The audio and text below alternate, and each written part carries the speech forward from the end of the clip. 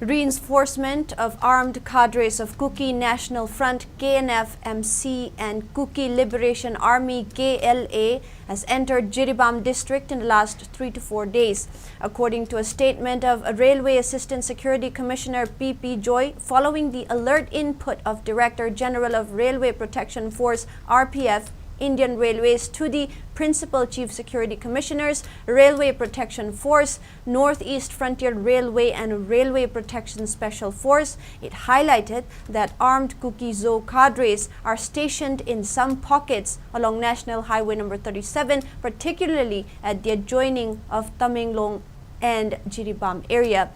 The armed miscreants stationed at the area with the objectives to carry out violent activities in the area, including setting ablaze of Meitei houses and targeting security forces. It also further mentioned that the armed Kuki cadres, along with Kuki village volunteers, have obstructed National Highway number 37 near Tatbung village under the jurisdiction of Tausem Police in Tamenglong district bordering Jiribam district with rocks and stones.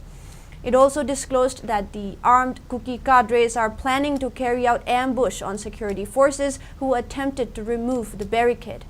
It also requested the Principal Chief Security Commissioner, Railway Protection Force, Northeast Frontier Railways and Railway Protection Special Force to take all necessary measures in coordination with local police, government,